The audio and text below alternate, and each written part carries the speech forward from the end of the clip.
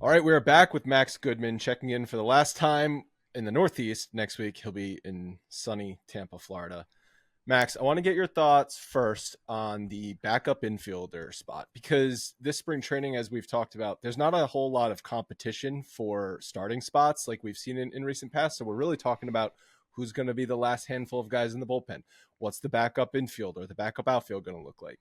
So I wanted to get your thoughts first on Peraza and the backup infield and what you think the Yankees are, how it's going to shake out this spring with the backup infielder spot. Well, I think going into this spring, I was just kind of assuming that it would be Oswald and Oswaldo that made the big league club.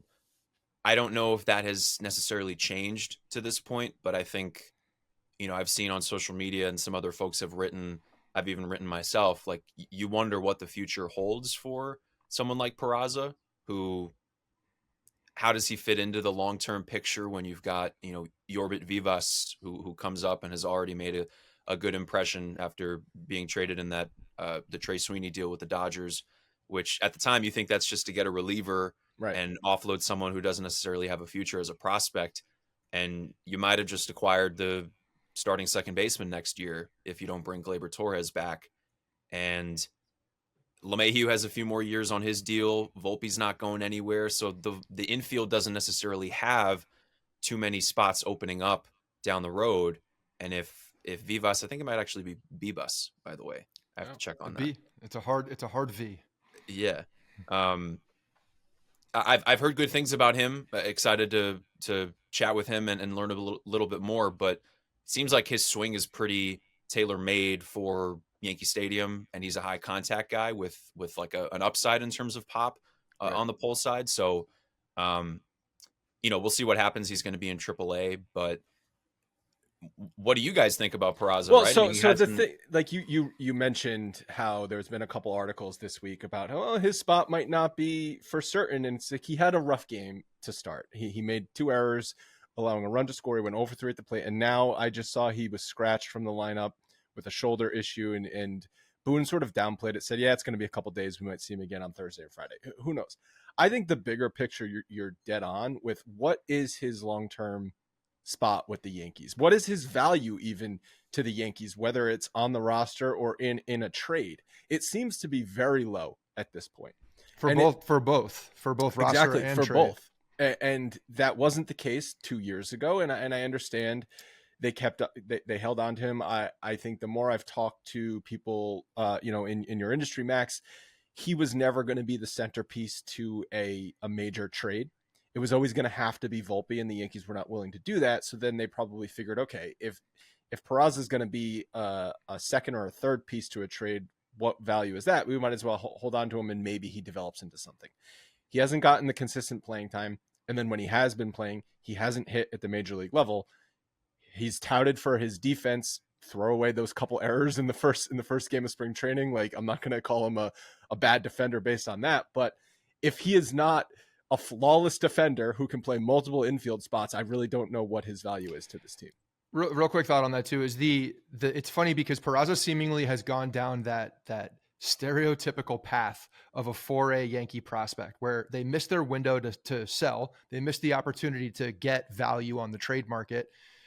For whatever reason, whether he's not the centerpiece, whether the market didn't deem him as the prospect that they did internal, which has happened many times before. Yep. We could go on a laundry list of guys, position players specifically, who just never really, I mean, Andrew knows this, and how excited I was for Rob Refsnyder back in the day, because he was the guy. He was like the guy coming up that was the second coming. Turns out he was a 4A player, and I love Rob Refsnyder, and I'm very happy for him that he's carved out a nice major league role for himself. Unfortunately, with the Red Sox, but he's stayed in the major league, so I'm proud of that guy for doing that. But Peraza seemingly is in that spot, and with limited options, he's I don't know where he fits, and I think the biggest thing he has going for him is that he can play second, he can play short, and he can play third. And when you look around to the other guys, Oswaldo Cabrera is a guy that can play multiple positions, but he's the only one that's really backing up shortstop. In theory, not as well as Peraza, and not as well. Yeah. Is Cabrera the guy you want as a late inning defender? You could argue no, especially if you're comparing it to Peraza. So he's in an interesting spot, and I think the Yankees kind of pigeonholed themselves into this situation. Well, I think there was room for the Yankees to sign a veteran bench guy, and he could have been the backup third baseman, or someone like Peraza or Cabrera that can play all over the infield, but they didn't. And maybe that just came down to the financials, or they didn't want a Gio Urshela or a Tony Kemp. I know those were some of the guys that were linked to them over the course of the offseason. So maybe that's a testament to their confidence in the guys that they have internally, but it's a tough spot for someone like Peraza because, like you guys mentioned, he didn't take advantage of the small, limited opportunities he's had in the big leagues. And now he's not going to start unless somebody goes down, which, if you're the Yankees, you obviously don't want that to happen. So do you stow him away on the bench and have him play a couple times a week? Or do you send him down to AAA? And off the top of my head, I don't even remember his option situation. It's got to be he has options last year. I think he has one left. This is it. Yeah. So you could build up his value there if he has a really good AAA season. But I don't even know. I think that ship has sailed. Like, he goes back down to AAA and hits 300. Teams are going to be like, yeah, we know he can hit 300 in the minor leagues. He's not in AAA specifically. You got to build that value up before you get to AAA. It feels like, and if you're in AAA and you're hitting, there's still question marks because you've come up to the major leagues and you slot into that quad A guy. It still feels like he would be the second prospect in a Spencer Jones package or something along those lines. He would not be any main piece that you're trading away. And so the Yankees are in this like chicken or the egg stuck between a rock and a hard place scenario where it's like, well, what do we do with him? And that's what they've done with so many prospects. And then if we're talking at the end of 2025, like, well, Peraza was DFA'd and he was lost for nothing. Like, no one's going to be surprised. Well, this is also like the conversation of him being the next Andujar came up in the last couple of days too, but it's different because Andujar had that tremendous rookie year, and there was proof that he actually could be the third baseman of the future. And then he gets hurt with a starting opportunity and was never able to get back to that same form. I mean, Peraza did okay in a couple weeks in 2022, but then really didn't have that much more playing time in 2023, even in a season that was a lost year.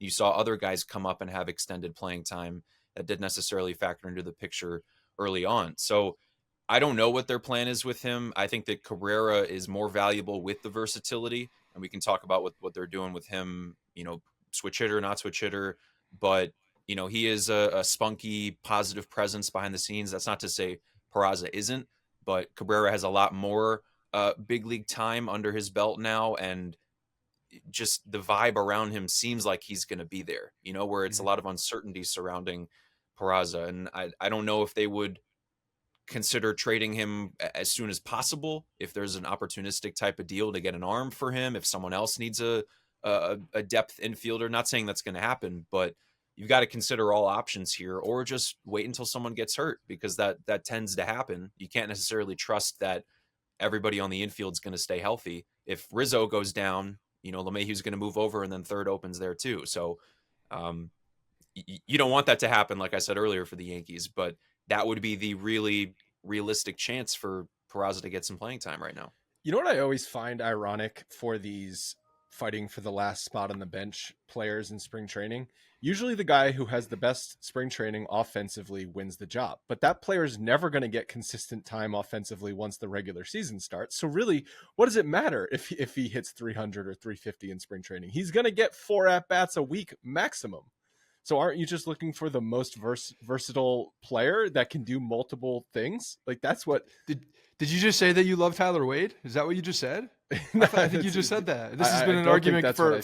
This is an argument for years. Like, the last guy on the bench for me, I could care less if he hits, honestly. I want him to be able to play multiple positions. I want him to be a good base runner, have good instincts on the base path, and slot in defensively if the Yankees need something and get into that run prevention mode. But that's exactly right. And they don't have that, like Max, you were just saying, they don't have that veteran presence that's going to go out there and be able to play multiple positions, in the 8th and 9th inning to close a game down. They need to look within and defense. Like, that's Peraza's ticket. Peraza's ticket is defense. He's never been able to hit. Let me just finish my thought there, because what I was saying is Vivas has already gotten off to a hot start offensively. Great. But defensively, he can really only play second base. He's had very limited time at third base. You don't need him to play second base once a week at the major league level right now. You would rather have him continue to develop, maybe turn into something in 2025 at the minor league level. And if Peraza, if he's healthy and his shoulder's fine and everything, and he can play 3 infield spots, like, you would much rather have that at the major league level, because otherwise, what good is having Peraza in AAA? Yeah, it comes down to just roster flexibility, right? And I think that they settled that issue in the outfield, and we've talked about that previously. But you have the veteran presence in Trent Grisham, a guy that you can count on to start a couple times a week. You can count on him as a late inning defensive replacement. He's going to get the job done out there, and we'll see how he hits. That's been an issue for him these last couple of years, but there's potential there. I don't know if you have that same type of reliability on the infield. I mean, you do defensively, and I guess that's a good thing to have 2 young players that can play all over the infield. But if there's a situation where then they're going to come up to hit in a huge spot in the 9th inning, I don't think that same confidence is going to be there with someone like Peraza, who hasn't proven that he can handle big league pitching consistently. And then Cabrera, who's coming off of a sophomore slump type of season, and they're right now tweaking with, is he going to hit lefty against left-handed pitchers just because he's better from that side, not completely abandoning being a switch hitter, but that's definitely more of a strength for him being a lefty. And it all just comes down to putting these guys in the best position to excel and succeed. And that's hard to do with a Peraza who just hasn't had that runway. You hear that word all the time with Boone. He wants to give guys runways to get more comfortable and find their groove. And Peraza just hasn't had that. And when he has, it's been limited, and he hasn't really grasped the role, in the fist and run with it. He just hasn't done that yet. Never forget, was it game 3 of the ALCS against Houston? Like, we might look back at that and be like, wow, I can't believe he ended up starting shortstop ALCS game. You wrote about Cabrera maybe modifying his switch hitting.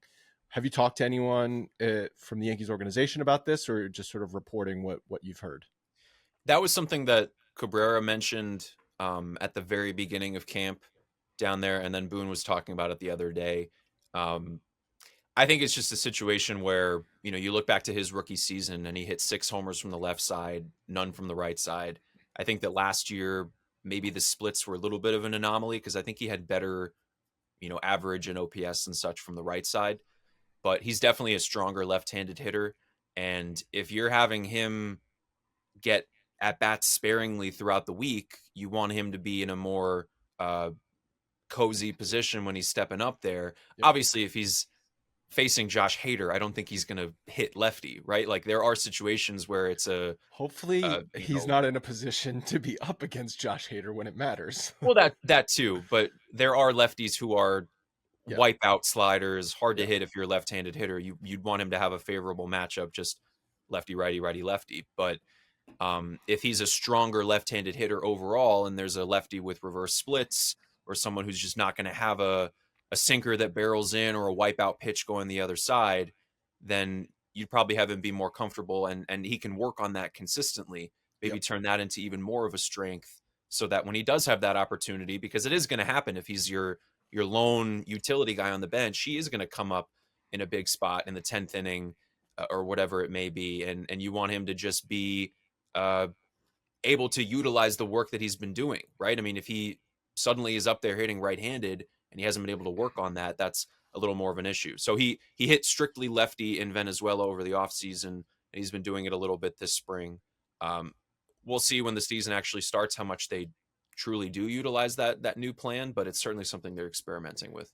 It's tough as a utility guy specifically, because you're not getting those reps on both sides of the plate. And like you said, I mean, he's taken defensive reps at multiple positions in the field, and then, having to serve that same flexibility on the offensive side. There's only so much BP that you can take throughout a week, and spring training, obviously you have more, but during the season, for him to stay sharp, I would prefer, I've said this in the past with Hicks when he was struggling so mightily from one side of the plate.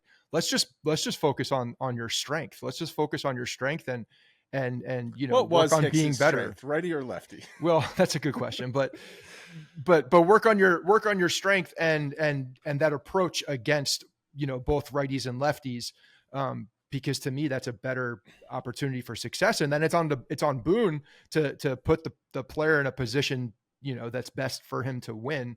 And looking at who else is, on the bench in a particular moment. So totally agree. I think for him, it's especially, and I love hearing that he took that one side approach all winter as well. That's because that's a lot of reps, and you're going to get a lot more obviously in live game action when playing over the winter. So. Yeah, you said it. I mean, we'll see Oswaldo coming out of the dugout during the year with 6 different gloves. Yeah. Like, he has so much to do pregame because he's working out at all these different positions. There's only so much time in the day to, hit off the machine in the cage and watch tape and talk to the hitting coaches about stuff. So if you can, try to improve right-handed, but always know that you can fall back on, okay, this is my strength. This is what got me to this place. I know what I can do from the left side.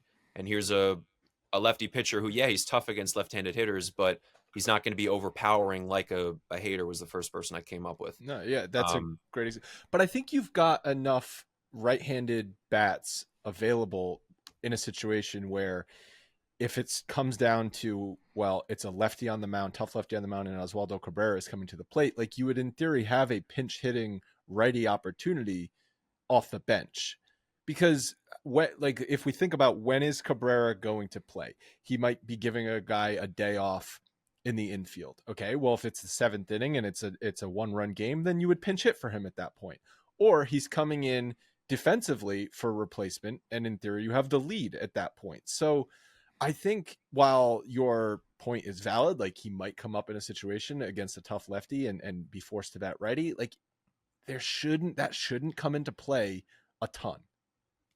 They also must have they had an opportunity, IKF slotting into a super utility role as he did last year. Like that was where he was great. It looks like he might be starting this year, but he was in a position of strength because he took to the outfield well, but he could play, third at a high level. He could play second, he could play short. And now they are looking at these guys as, a comfortable spot. They feel comfortable enough with whoever wins this job or multiple people, if that's the case, to fill into this spot. So him, and I would say Cabrera is probably going to get a lot more reps on the infield this year than he will in the outfield because Max, of exactly all the guys what you just they said. added to the outfield. They have Grisham as that 4th/5th outfielder who can play deep into the game and provide that defensive capability for them to prevent those runs. So I would expect Cabrera to be, if he's lefty, great. If he's in the infield more often, great. Like I want to see him with a little bit more focus and see what kind of player he can be because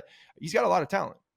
Definitely. And he's an infielder by trade, right? Like he came up as a shortstop. So the skills you saw suddenly in the outfield in the end of the 2022 season, that was great, but that was like out of nowhere. He hadn't necessarily worked on that in the minor leagues. And I think that's why it was such a story at the time. But, his metrics took a step back on defense last year as well. He wasn't as good in the outfield and was even, you could say, a liability out there. Him and Hicks, they went into the year with them as the starters and left, and it just didn't work out. So you know that he can be your 5th outfielder or maybe even 6th if they can use Stanton out there. We'll see about that. But you have 2 very capable defensive middle infielders, and both Peraza and Cabrera can also play third. Cabrera can even play first. I know he's worked out a little bit there. So it just gives you flexibility and versatility late in games. And we know that Boone likes to utilize that when he can. All right, Max, I want to get your thoughts on the latest with Blake Snell and what you think is going to happen, because there's still so much smoke around the Yankees and Blake Snell, but then reports that they met on Monday. The two sides are no closer, but we haven't even heard mystery team thrown around for Blake Snell. Usually you'd at least hear, there might be one other offer, but it just seems like no one is in on the reigning Cy Young winner from the National League, which is still mind-boggling.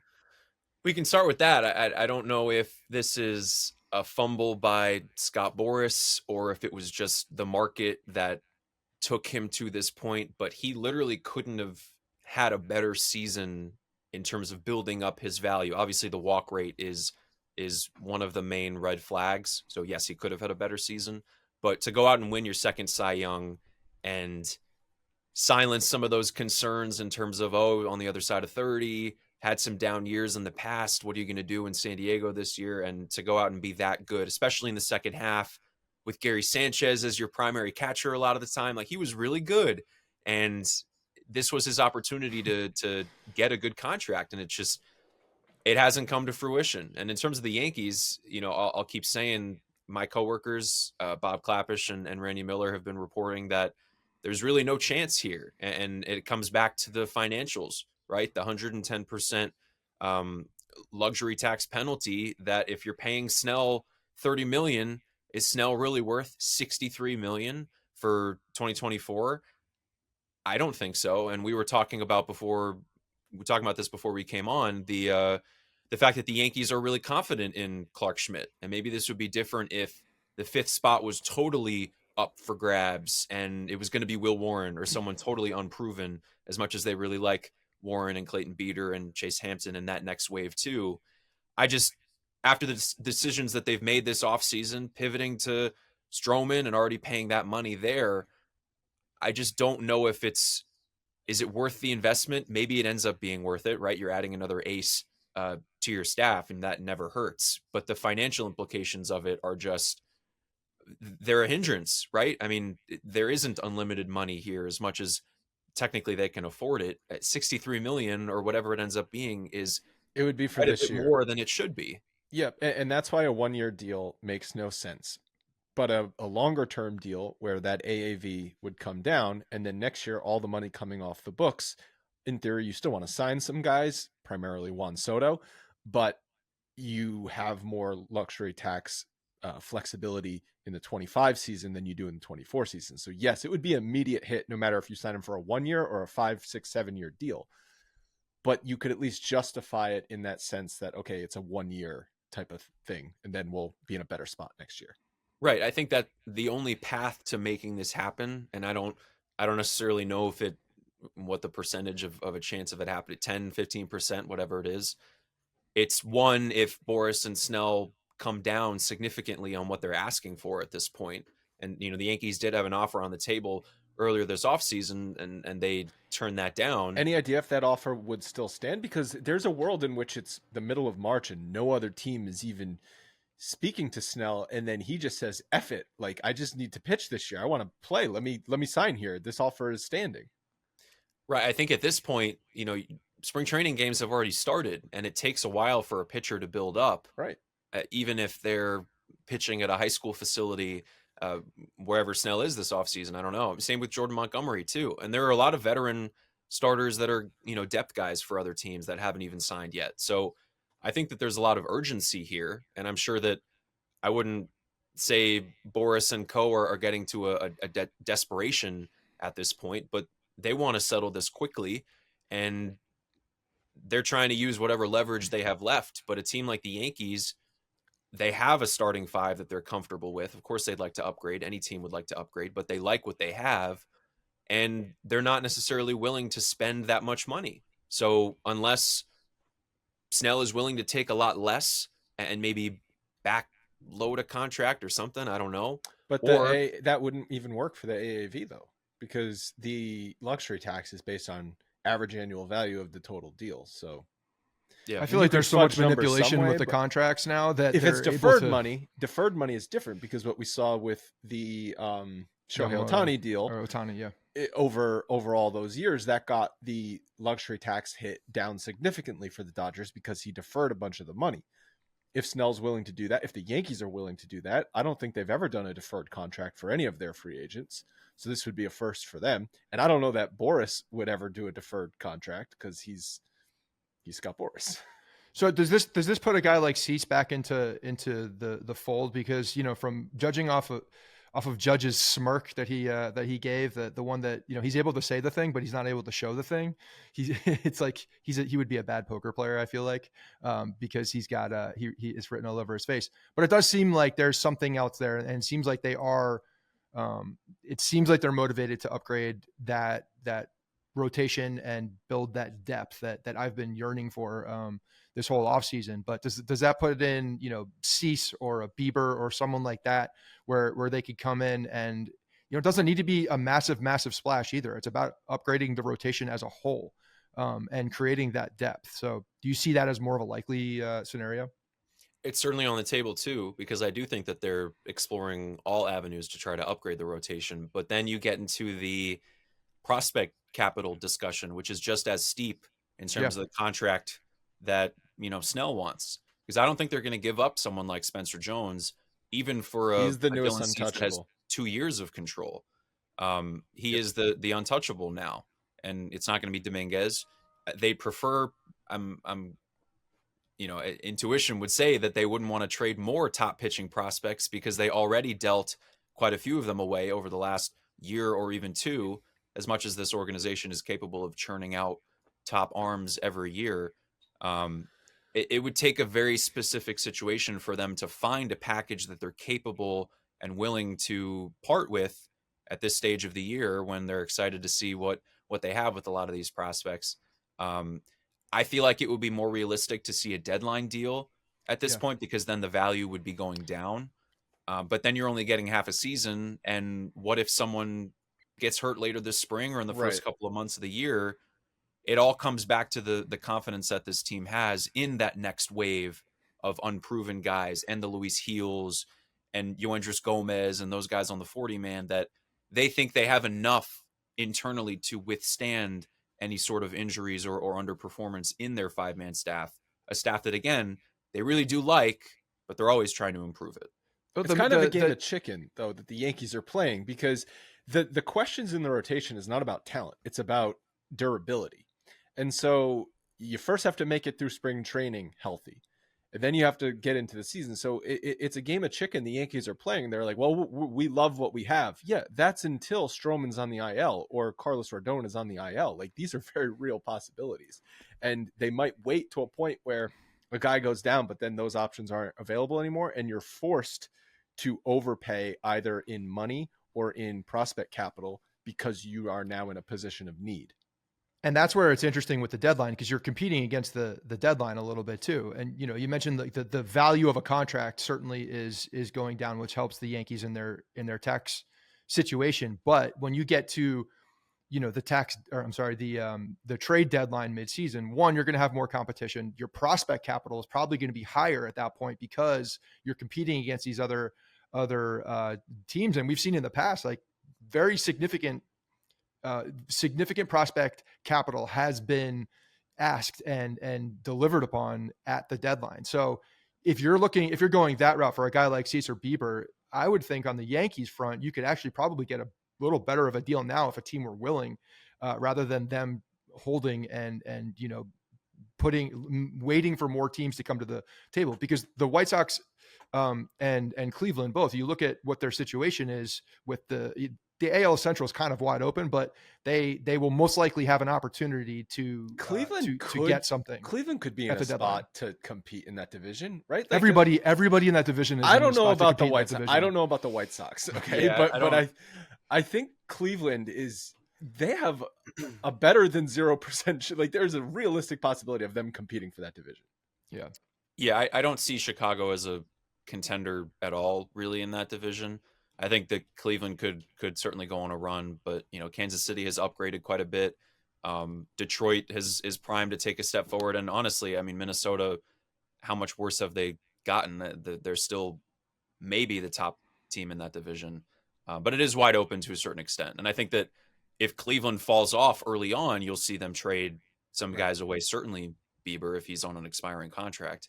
But then you get into the Luis Castillo, Frankie Montas discussion, like you were talking about, and the value is going to go up because you're fighting with other teams. And if there are untouchables, which there were in the Castillo discussions, look who they ended up getting, and that's why that didn't work out. So that's the pressure that Brian Cashman and the Yankees are feeling right now, because there are all of these different avenues that we've been discussing, and he's got to just decide which one is the right one. If you want to brace now for an injury and go out and get somebody and hope that it's the better deal now versus waiting, and then maybe you wait too long, or you end up in a sticky situation where you're relying wholeheartedly on the unproven depth that you like, but are you willing to use these guys 20 starts if the bleep really hits the fan, you know, and that's certainly possible, because that is the question mark with the rotation. Like you said earlier, it's a durability, sustainability type of problem. It's not the upside and the talent. These guys are all stars, and maybe Clark Schmidt takes even more of a step forward, but it's the health and lasting 30 something starts and being effective the whole time that they can't necessarily count on with Rodon, Cortez, and Stroman just yet, as much as it's in there. Yep. Cool. Max, always great to talk to you. Thank you so much for joining us once again. Next week you'll be joining us from spring training. So good to talk to you again. We'll talk to you next week. Sounds good, guys. Thank you as always. I'll talk to you again soon.